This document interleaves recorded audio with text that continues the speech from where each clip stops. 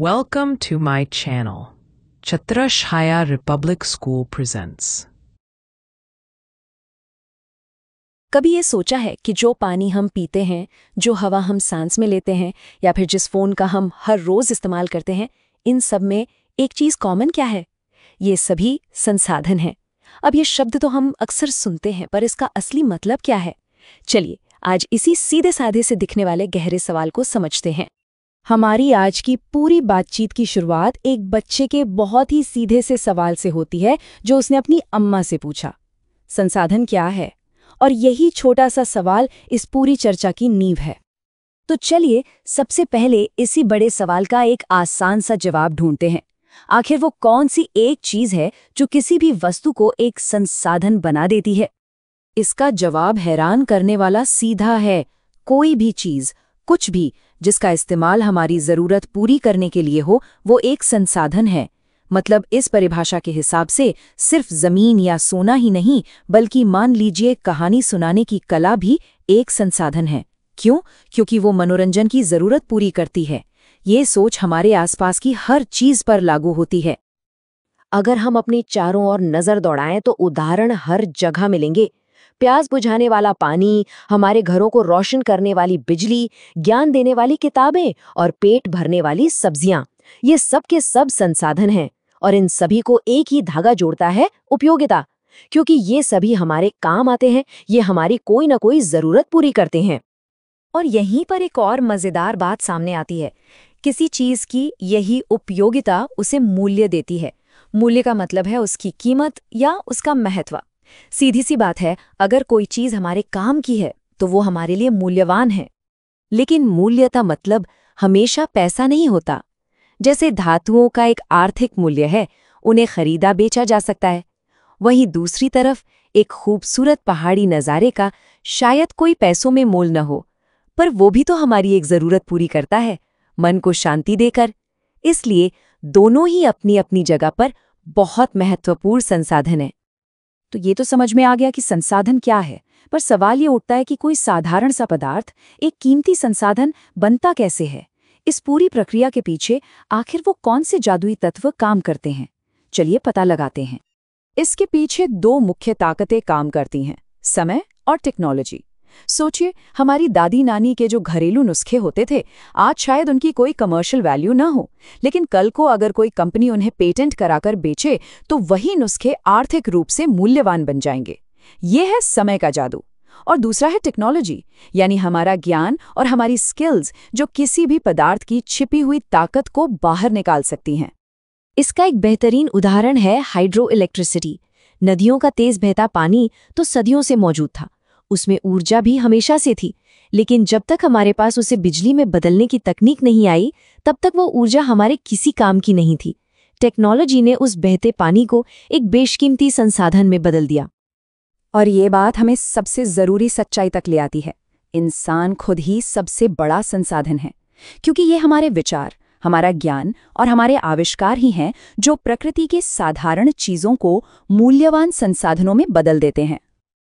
अच्छा, अब जब हम ये समझ चुके हैं कि संसाधन क्या है और कैसे बनते हैं, तो आइए इन्हें और बेहतर ढंग से समझने के लिए इनकी मेन कैटेगरीज पर एक नजर डालते हैं। इन्हें हम मोटे तौर पर 3 तरह से बांट सकते हैं। सबसे पहले हैं प्राकृतिक संसाधन, जो हमें सीधे सीधे प्रकृति से मिलते हैं। फिर आते हैं मानव निर्मित संसाधन, जिन्हें हम इंसान अपनी तकनीक से बनाते हैं। और आखिर में, जैसा हमने अभी बात की, मानव संसाधन, यानी हम खुद अपने ज्ञान और कौशल के साथ। प्राकृतिक संसाधनों को देखें तो ये 2 अहम हिस्सों में बटे हैं। एक है नवीकरणीय, यानी रिन्यूएबल, जैसे सूरज की रोशनी या पानी जो जल्दी से फिर से भर जाते हैं। और दूसरे हैं अनवीकरणीय, यानी नॉन रिन्यूएबल, जैसे कोयला और पेट्रोल, जिनका भंडार लिमिटेड है और जिन्हें बनने में हजारों साल लग जाते हैं। अगली कैटेगरी है मानव निर्मित संसाधनों की। जैसा कि नाम से ही जाहिर है, ये वो संसाधन हैं जिन्हें हम प्राकृतिक संसाधनों का इस्तेमाल करके बनाते हैं, जैसे कि इमारतें, पुल, सड़कें और मशीनें।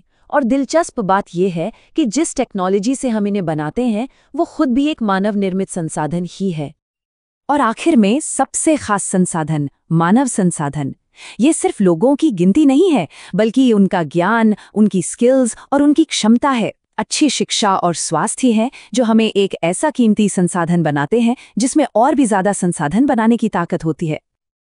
अब तक तो सब कुछ ठीक लग रहा है ना?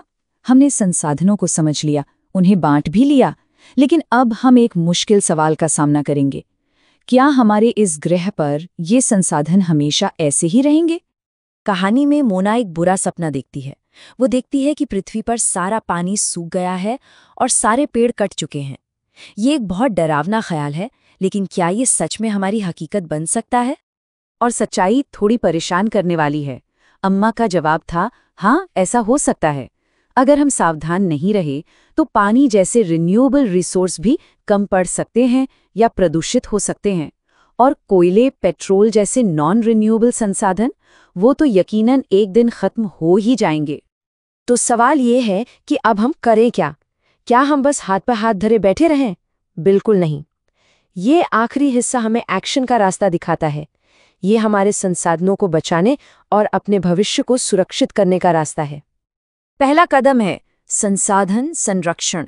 इसका सीधा सा मतलब है संसाधनों का इस्तेमाल सोच समझकर करना, उन्हें दोबारा बनने का वक्त देना और बर्बादी को हर हाल में रोकना।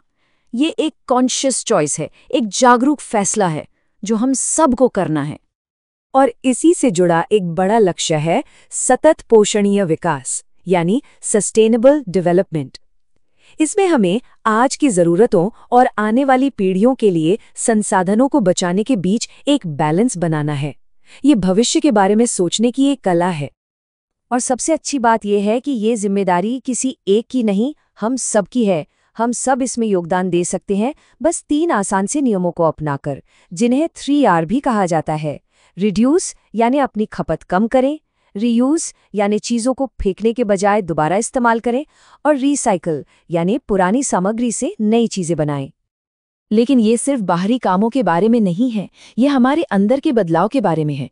सस्टेनेबल डेवलपमेंट के सिद्धांत हमें यही सिखाते हैं। सभी जीवों का सम्मान करना, पृथ्वी की इस अद्भुत विविधता को बचाना और सबसे बढ़कर पर्यावरण के प्रति अपनी सोच और अपनी रोजमर्रा की आदतों को बदलना। तो ये हमें आखिरी और सबसे महत्वपूर्ण सवाल पर ले आता है। हम सब मिलकर संसाधनों के संरक्षण में कैसे मदद करने जा रहे हैं?